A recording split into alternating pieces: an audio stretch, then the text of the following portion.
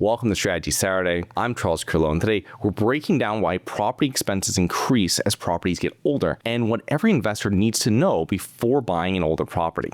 So let's get started. When reviewing comparable properties, whether to figure out sale or rent comps, the vintage of the subject in comparable properties is extremely important. So many investors will simply look for properties and units with similar square footage and the same number of bedrooms and bathrooms, while overlooking the age of the property, making that metric less important. However, this couldn't be further from the truth. So there are several reasons why the age of a property matters, especially with rental properties. Number one is older properties rent for less than newer properties. And this is true for both small properties with 5 to 49 units and large properties with 50 plus units in US multifamily markets. Number two, broadly speaking, rent collection decreases as properties age. If you've ever wondered why large private equity firms prefer newer properties, this is a significant contributing factor. Number three is as properties age, their expenses increase, which is why what we will be discussing today. But before we get started, my goal is really not to dissuade investors from buying older properties, but rather to ensure that they are aware of the differences in expenses compared to newer built properties. And this doesn't have to mean that they're 100 years old, like in my example of the first properties I purchased. But the thing is that you want to make sure that these properties that you're looking at, you're not comparing a property that was built in 1998 with something that was built in 1978 or 1968, and thinking that the maintenance, the repairs and maintenance is going to be very similar between those two properties. Now, the main reason that properties experience an increase in property expenses as they get older mainly revolves around the natural wear and tear on the building, the systems, and the materials used. So let's break down why this happens and what expenses an investor can expect to increase. So number one is maintenance and repairs. Older systems, including HVAC, electrical, plumbing, and roofing, will require more frequent repairs. Deferred maintenance is very common in older properties, where the owners often patch up repairs instead of addressing the underlying issues. It is common for older materials to be of lower quality or to have additional issues, such as like environmental concerns that are often not realized for decades after installation. There's tons of different examples of this, but like it could be galvanized water pipes, polybutylene pipes, it could be aluminum wiring, stab electricals that they used a lot back in I think the 70s. That was a big thing too. Panels, all these different things we found out years later that they just weren't that good and that there was issues with them. And that becomes, once you have an issue, once there's materials that are out there that becomes issues or they find out later, you have to now, you might risk not having insurance on the property, paying a lot for insurance, but either way, you're going to have to pay to have that changed, right? Which is going to cost a lot of money. Number two is capital expenditures, CapEx. So building on the last point of maintenance and repairs and deferred maintenance, CapEx investment is typically required to correctly address issues that have been continually patched over the years, which is capital intensive. So a roof with leaks that requires a roofer or handyman to patch it every 2 months might cost an owner $20,000 to replace it correctly. Boilers that repeatedly experience issues throughout the winter, especially if they're 10 years old or older, most likely require full replacement. And some of these capital expenditures items, they may not be immediately apparent either. In an older property I owned, my property manager once called me and told me that the gas company was requiring me to repipe the natural gas lines in the basement before they turned the natural gas back on. So I had a property with several units and the natural gas was turned off to all of them. Luckily, it was during the summer, so it wasn't during the winter. But the thing though is that that's not something you can just wait around and get repaired. That's something that you need to get repaired immediately. So, and it wasn't even something that I've ever heard of, but it makes sense after paying for it. It made sense because that gas piping is probably 70 years old, right? Sitting down there in a damp basement, it's going to be something that's going to need repair. And during your initial due diligence on the property, not one of the things I was really checking. Number three is your regulatory compliance. So this is something that's not as clear cut as seeing when a boiler or a furnace is going to break down. But it's when you're dealing with government, these regulatory issues can be challenging to determine if you're not well versed in a city's codes or have a property manager who is. Okay, so this is one of those things when you're buying a new property, if you're starting in a new area, you have a property manager. This is why we always suggest bring that property manager into the deal, pay them for assisting you with the deal, looking at deals. It's a great way because they might look at it and be like, these are the things you need to look at. Even if you don't utilize or need that information for that property that you're looking at, you can use it now for other properties in the area. So they might say, does this property have a fire alarm system? Okay. Yes, it does. Now I know, even if I don't buy that property or no, it doesn't, I know for future properties, this is something I really have to look at, this fire alarm system. And I know that it's going to cost $10,000, let's just say, for this size property. If I speak to him and I see what he says, and I know now I have this and I can put this into my underwriting, knowing that this is going to be one big CapEx item that I might need 1 month after buying the property, or might need, 10 years down the road, depending on when the fire marshal comes around and does their checks and my property is the next one on the list. Now, one of the common issues we encountered with older properties was the city's new codes regarding apartment buildings and installation, like I said, of the fire alarm systems was one thing for us, and fire extinguishers. So if you purchase a property and then find out months later that you need to invest that $5,000, $10,000 into that new fire compliance standards, there really is no way of knowing 100% of this when these new codes will be required, and you definitely don't know when the city's going to ask you to do it. I had my properties so close to each other in the city, and they hit one property, a couple of years after this started, and then one property a few years later, they're working this weird way through the city, and I don't know what their planning is, but there's no way you would know. You don't know if they're going to go to this street over here, they're going to go this direction. One of the properties never needed one, right? But the other ones did. So it was one of those things you had that put aside, because it's not just something you can say, you don't want to get into the bad side of the fire marshal or anything like this, or any government officials, and you want to make sure that your properties are all habitable, they're compliant, all this kind of stuff. But these are one of the things that you don't know what you don't know. And having someone that knows the area, especially if, that's in your corner, like a property manager, is especially important when you're buying properties. Number 4 is insurance cost.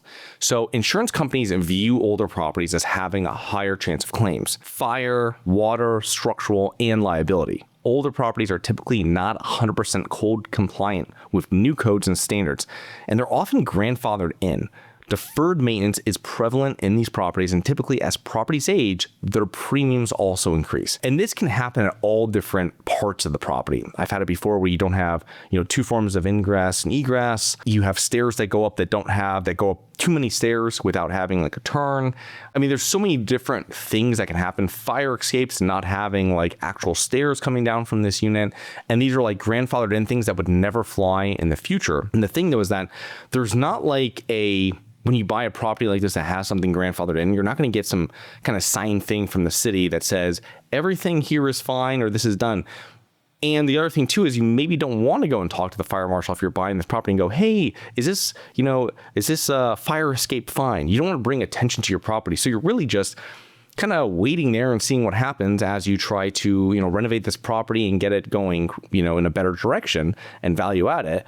But it's something where you just have to have money in reserve. That's the only way that fixes this, is knowing about it up front that could be an issue and having money in reserve so that you can really, address it immediately. I remember with one of my properties I had years back, the fire marshal came through and my property manager was walking with them, and they gave a laundry list of stuff, right? My property manager, he would have been in the city for 25, 30 years, something like this. He knew this guy, and that was he kind of knew him, but he knew his boss, the fire marshal, the chief or whatever. And he was like, okay, you're not going to require all this, after we reviewed it with him. And he goes, this is just what I see, blah, blah, blah. And I got a call from my, property manager, and he was like, this is what they are. I told him, hey, you can't expect us to do all of this. We can do some of this. What can we do? And he was telling me, he goes, if he doesn't work with us, I can always call the chief, which is something I couldn't do. I didn't have that type of pull in that area. Had been around that many decades. I didn't know any of this. So that property manager saved me thousands of dollars because they were able to say, this is what we're going to do. We're not going to change all of this. How about if we do this? These, the reflective tape on these stairs, we add in an additional handrail over here. We put a fire alarm system in. We add a few different fire extinguishers from the laundry room up the back stair, whatever it might be. And that was fine. So, but it's one of those things where if you don't know, if I was a new investor there, I'm going to pay, contractors to work through this list, and this thing would have cost me thousands of dollars more. And this is something, again, you probably don't know when you're walking through a property. One thing you're not looking at is probably how many railings are up. You're probably not looking at any of these different things that's coming through the lens of someone from the fire department. So it's very important. And once they look through it, it's also through the insurance company as well. And so as these properties get older with these issues, these properties are typically going to be, you're going to have premiums that increase, and the requirements, not just from like fire marshals and government associations, but you're also going to have it from insurance companies. Okay. I've had before where they'd say there's something wrong with his back stairs, like the outside stairs. They probably didn't, I don't think my insurance company went into the properties really that much. Maybe they take a picture of the electrical panels, but they would see it's upgraded from the outside. So usually that wasn't much of an issue, but that would be a thing. If you had electrical that hadn't been updated, that's a big thing. They usually have to get a picture of those and make sure that everything's compliant. The other thing was like sidewalk issues because of tripping, because of someone falling, whatever it might be. Stairs, huge thing that they're going to check, especially outdoors. They're going to check the driveway. Had them, make me do a number of different things with driveways as well. So these are things that probably, if you've had a driveway that was done in the last 30 years, it's probably not an issue. But when you had driveways that were done 60 years ago, especially up north where you're having freezing, water getting in, water expanding, water coming out, all these different things that goes on every year with these properties, that's going to really put a dent in the life of these properties. And it's going to require you to do a lot of maintenance on the properties to get them up to that insurance, that new level of what the insurance company wants to see. That's also something that you might not know initially. You might know because you can put the property out the bid and get kind of an idea, an estimate on what insurance is. However, you're not going to know exactly what it is until you buy the property, and maybe until the first renewal, or if you have, hopefully you don't, but until you maybe have a claim, and then they come out and they go, what's going on in this property? And they're going to check all these things, or they maybe not renew you at all. So these are things that you have to be aware of when you're looking at properties and what could be hazardous beforehand. Number 5 is utility inefficiency. So this usually affects tenants more than it does property owners, but our goal as multifamily investors is to minimize turnover. Okay, so if a unit has dramatically higher utility costs, it may convince a tenant to move rather than renew their lease.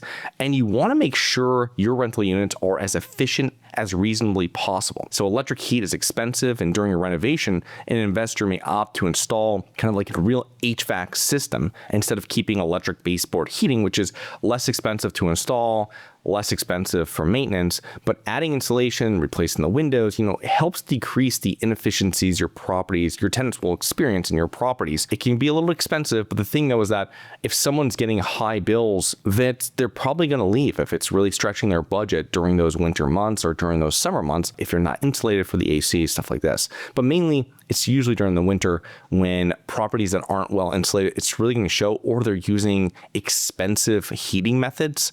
That's something that you kind of want to avoid. And that's why a lot of tenants, I remember when I would rent apartments myself, it was something that they'd always want to know if utilities were included, right? Because they didn't want this, they wanted to have some kind of control over their budget, which I don't blame them, but the best thing that we can do is provide them with as much efficiency as possible on those units. And this can be something, obviously, we're going into a property, there's going to be a lot of things that you want to fix right away. You're probably not going to fix stuff that's already working, like those electric baseboards, especially if they're on second and third floors where you have the heat that goes up. Your first floors, that's where you're going to be spending your time, or larger units. That's where you're going to be spending your time fixing first, and stuff that's already broken, right? But these are things you have to keep in mind when you're leasing properties and when you want people, because if you're giving them a rent increase, but they're like, well, during the winter, my electrical goes up 2-3x, that's going to be a tough sell, because you're going to have that with every tenant coming through. So it's something that you need to do if you want to keep tenants and not have all that turnover. Number 6 is renovations and upgrades. So with aging properties, renovations and upgrades will be required in order to capture higher rents and maximize the NOI, the net operating income of your property. And this requires a capital outlay, which might be prohibitive for many owners. And for investors looking to purchase older properties, they should budget for higher repairs and maintenance and higher reserves to plan for future capital expenditures and renovations. And as an investor in older properties, I would ensure that any property manager I hire has experience in managing properties of a similar age and engage them prior to purchasing the property so I can run the due diligence and inspection report past them before making a decision. Now, if you want to learn more about buying older properties and newer properties, you can check out episode SS220, that's SS220, and I hope you enjoyed.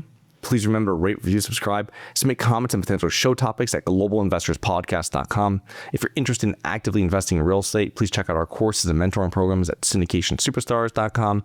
That is syndicationsuperstars.com. Look forward to 2 more episodes next week. See you then.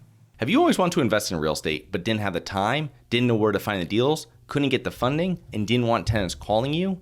Since 2006, I've been buying income-producing properties in great locations that provide us with consistent passive income while we wait for appreciation in the future and take advantage of tax laws while we're waiting. And unlike your financial advisor, we invest alongside our investors in every property we purchase.